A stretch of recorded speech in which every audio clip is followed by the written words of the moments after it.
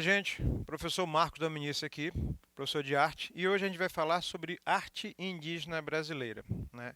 Antes de falar de arte indígena brasileira, eu vou deixar o slide aqui, que é o tempo de eu falar e vocês tirarem a atenção do que eu estou falando e voltar um pouco para a anotação, mas eu quero que vocês atentem a alguns detalhes que são importantes. O termo índio não é um termo realmente correto quando a gente começa a falar dessa etnia. Então, eu não vou utilizar a palavra tribos, por quê? Porque quando a gente fala de etnia, a gente crê fielmente que etnia está associado só a um grupo de pessoas que têm características físicas semelhantes. Não, não é isso. Etnia é também como a pessoa se identifica. Eu acabei de comentar aqui no estúdio que é um problema muito sério aqui em São Luís do Maranhão, no Maranhão inteiro, em as pessoas não se entenderem ou não se reconhecerem como descendentes de pretos, de índios e dessa miscigenação com europeus. Agora, quando você fala etimologicamente da palavra índio, né, ela não cabe ao nativo brasileiro ou ao ancestral brasileiro na época da chegada dos colonizadores, dos conquistadores. Por quê? Porque esse foi um termo dado pelos portugueses, né, para generalizar diversas culturas, diversas etnias, diversas tribos que não falavam a mesma língua, literalmente, que não tinham os mesmos processos culturais e tinham sistemas bem mais simplórios, mas tinham valores culturais que até hoje resistem bravamente. É um negócio meio estranho, mas resistem depois de 500 anos desta estrutura política lamentável. E aí os portugueses chegaram e definiram que a cultura dos nativos brasileiros, né, a cultura indígena, já falo essa palavra indígena para vocês, ela não era adequada e começaram a interferir, começaram a modificar até o que a gente tem hoje conhecido como arte indígena contemporânea. O termo indígena, né, ou indígeno, né, ele significa aquele que é da terra, mas o termo índio em si não era comum, não era conhecido. Hoje sim, mas na época que os portugueses chegaram, os colonizadores chegaram, né, começaram a tomar posse de uma terra que eles definiram como deles, virou, né, essa situação que a gente conhece. Nós tínhamos mais ou menos, na chegada dos colonizadores, uma média, acredita-se, de 5 a 10 milhões de pessoas que viviam aqui na Terra. E outra, que na Terra e a Terra era deles. O litoral inteiro era preenchido por esses nativos, por esses índios. Por causa de uma série de situações políticas, eles foram empurrados para dentro. E a visão que a gente tem, e é uma coisa que eu quero que vocês desconstruam, né? Porque a pergunta para vocês é o que é um índio? Então você tem uma sensação de que o índio é aquela coisa estereotipada que vive na floresta, que anda com cocá, anda nu. Gente, não é distante da realidade porque essas tribos ainda existem. Essas nações, essas etnias ainda existem e são extremamente protegidas para manterem os aspectos culturais, né, entre outros. Só tem um detalhe: isso não impede de você se entender como índio, porque alguns de vocês são até visualmente mais indígenas, abre aspas, com características étnicas bem parecidas, bem similares ao que a gente faz o estereótipo do índio, mas eu quero que vocês entendam, primeiramente, dispam-se do preconceito, né? O índio ou o índio brasileiro, novamente vou deixar para vocês pensarem sobre isso, ele não é somente aquele estereótipo que você imagina na floresta no dia 19 de abril, que alguns de vocês nem têm noção de que existe esse dia, né? O índio como civilização, ou o indígena brasileiro, que é o termo mais correto como civilização, né, ele tem acesso a todos aos processos sociais que qualquer pessoa tem. Né? Ah, professor, não sei para que eu vi isso de um aluno. Por que, que índio quer cota para estudar? Assim, do mesmo jeito que não deveria estudar. Né? Começando por aí, porque se tu estudasse, não faria um comentário desse. Né? Você tira a legitimação dessa etnia, né, como parte integrante do povo brasileiro, já que eles literalmente são a nossa história. Então, para a gente entender, essa essência do povo brasileiro está na cultura indígena. Por quê? Porque quando você fala de algumas coisas que a gente consome, que a gente ama, rede, né, que a gente gosta, como beiju, né, que você chama de tapioca, entre outras coisas, gente, é cultura indígena. Aqui no Maranhão, sem farinha, não dá para viver. Né? E vocês sabem o que eu estou falando. Essa etnia, ela tem comportamentos, cada etnia tem comportamentos comuns e características, e isso também interfere diretamente na forma como a arte indígena é construída. Não dá para eu falar de todas as manifestações de arte indígena em tão pouco tempo, mas eu quero que vocês entendam. A gente vai falar de características comuns a todos, o que cada tribo faz, o que cada etnia faz, a gente levaria uma aula para cada grupo étnico, cada situação específica. Mas a gente vai tentar juntar os elementos comuns e fazer um pacotão para se entender. Por exemplo, aqui são os nativos da etnia Rikbaktas. né? E aí uma coisa interessante é a forma como os cocais e os colares com elementos naturais, penas, plumas, sementes, cascas de árvores são construídas. O que nós temos? Algumas tribos indígenas brasileiras, principalmente da região do Alto Xingu, ali na região amazônica, ainda vivem naquele sistema literalmente aborígene e são preservadas para manter esse processo cultural. Algumas tribos, algumas etnias indígenas, né, elas evoluíram e acompanharam o sistema. Isso é absolutamente comum e normal. Então, eu ouço às vezes comentários absurdos, né, quando alguém diz assim, mas o que índio quer fazendo, usando televisão? Então não assiste, dá a tua televisão para ele, ou então alguma coisa do tipo. Coisas absurdas por preconceito e a falta de conhecimento. Por quê? Ah, porque é um índio, pelo amor de Deus, você tem parte indígena. Eu estava comentando aqui no estúdio que a minha bisavó, perdão, era índia, a minha avó trouxe características e a minha mãe tem essas características, inclusive em hábitos, né? Como a gente vai desmerecer se a gente não conhece a própria história, se a gente não conhece a própria estrutura de montagem social? Então, objetos indígenas. O que são objetos indígenas? Primeiro, a gente tem que entender que quando você estuda arte indígena, de maneira geral, no Brasil, porque a gente vai entrar no outro contexto também, que é a arte indígena maranhense, a gente diz que um objeto indígena é utilitário, que o índio não sabe exatamente o conceito de arte, que essa arte indígena não é definida por eles. Vamos desconstruir algumas coisas. Primeiro, a arte não é só você ter a noção de que você está fazendo, né? O artista ele pode simplesmente produzir, porque é uma forma de expressar, sem ter essa concepção. No caso da produção indígena, da produção do objeto indígena, ele tem qualidades estéticas que são idênticas a qualidades utilitárias. Nós, do lado ocidental, é que definimos que o objeto indígena é mais utilitário. Então, alguém diz assim: a arte indígena é uma arte utilitária. Bom, tá certo. Só que ela não é só isso, porque o conceito da arte indígena ela vai um pouco mais além. A ideia da perfeição ela vai mais além do que às vezes só a utilidade. Professor, eu não estou entendendo. Então, eu fui responsável na minha etnia, na minha tribo, em fazer cestos. Só que eu não quero fazer cestos somente por fazer. Eu quero que esses cestos sejam bonitos. E eu vou presentear à minha intérprete, a Naíris, ao pessoal do estúdio, né, ao pessoal, os meus outros amigos. Então, eu vou fazer vários deles e vou me aperfeiçoar em fazê-los. E eu vou criar novas estratégias que sejam interessantes para que esse objeto fique bonito. Ou seja, ele é perfeito na execução, mais do que realmente o objeto seria exigido. Eu posso fazer um cesto simplesmente por fazer. Está aqui o cesto. Um abano, por exemplo. Não, mas eu quero que esse abano ele tenha um desenho mais trabalhado, uma fibra de outra cor e assim por diante.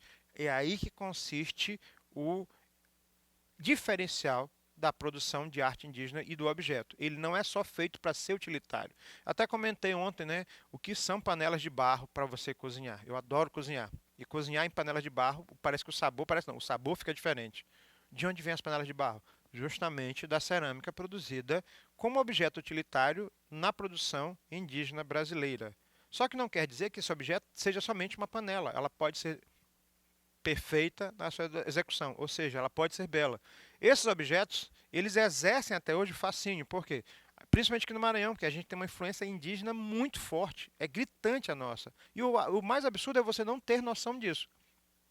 A partir do contato com os povos tribais, né, esses objetos foram considerados pelo lado ocidental, pela visão externa, né, originais, misteriosos e um caráter exótico. Eu sempre coloco com essa palavra entre aspas, porque exótico é uma forma de dizer assim, ah, é bonitinho, né?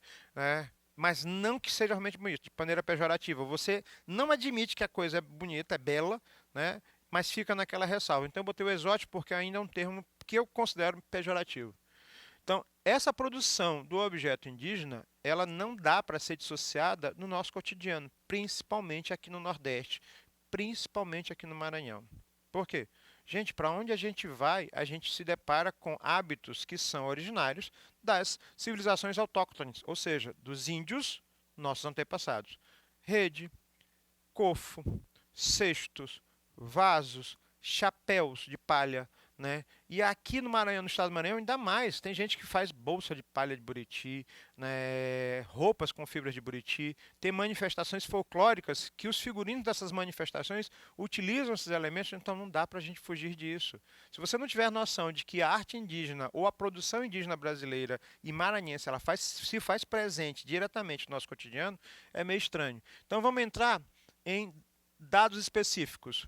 Eu coloquei artesanato pataxó e deixei em negrito, por quê? Porque algumas tribos que são chamadas de campineiras, que já é um termo muito ultrapassado, que são as tribos que teoricamente elas estão nesse processo de inclusão social, elas já utilizam a própria produção para apoio comercial. Que seria isso? Transformar a produção de objetos indígenas em artesanato, que na verdade continua sendo uma representação bem pessoal.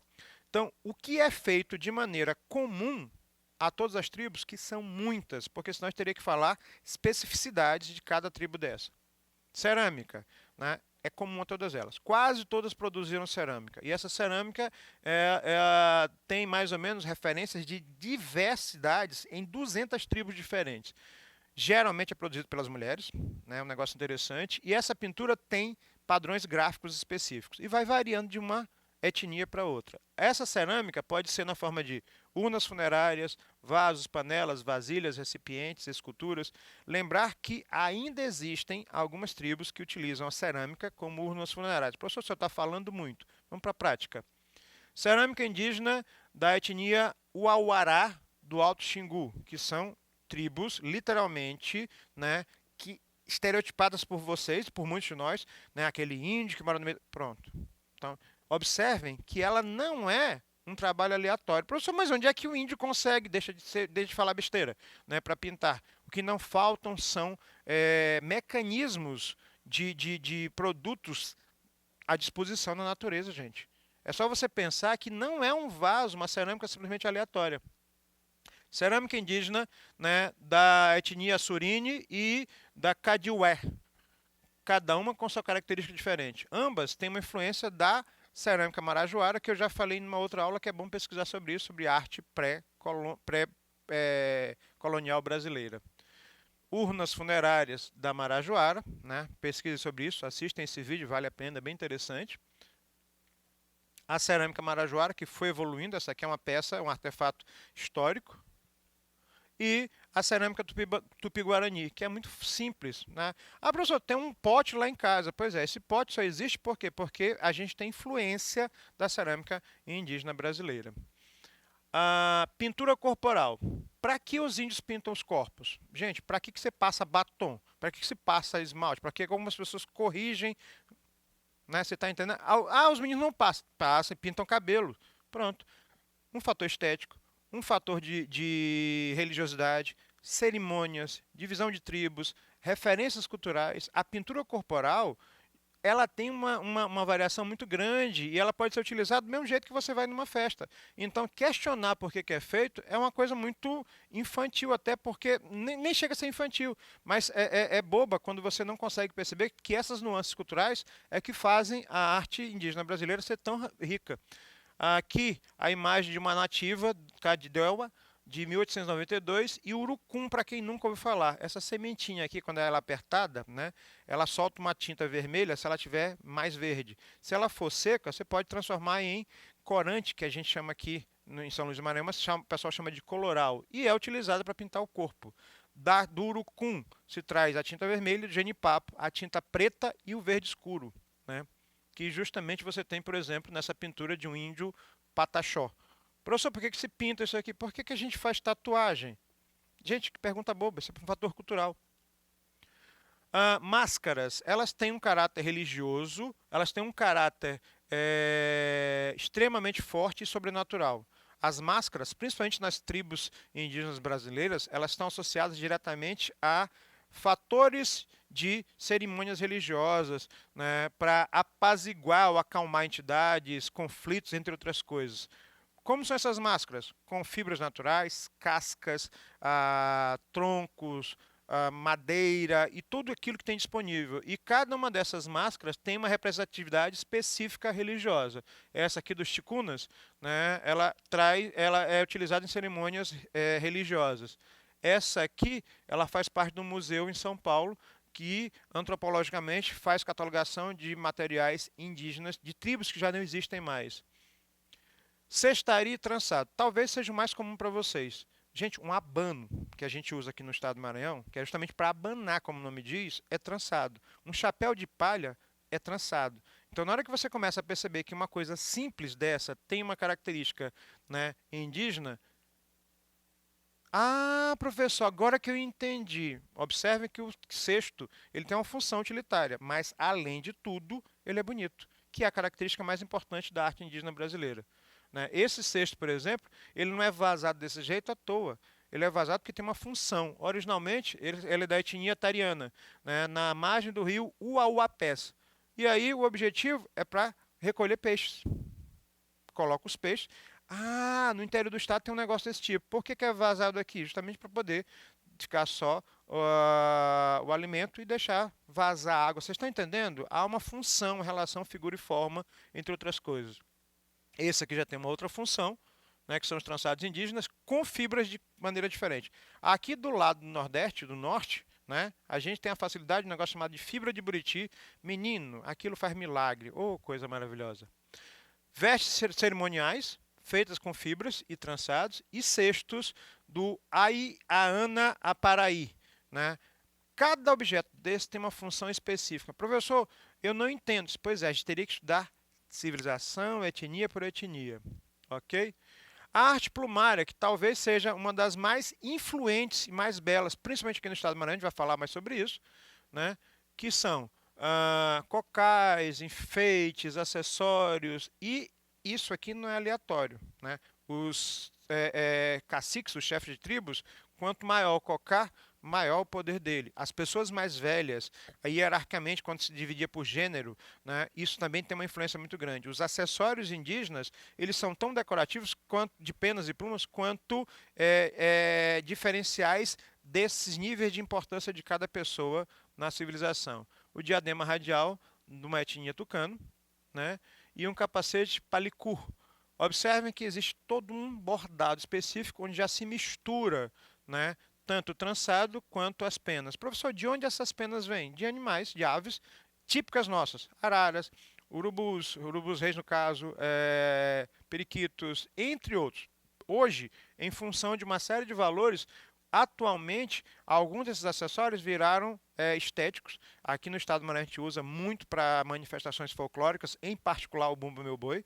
E aí já estão se utilizando penas de animais mais, perdão, de aves mais próximas. Patos, por exemplo, depois se tinge. E se faz isso também entre os índios brasileiros, que seria a utilização de pigmentos naturais como urucum, como a tabatinga, que dá um pigmento branco, como o genipapo, e vai se tingindo não somente a pintura corporal, o corpo, mas também a arte plumária, que é extremamente rica. E aí a gente vai fechar com esse diadema, com esse capacete de palicur, para vocês terem noção da riqueza que é.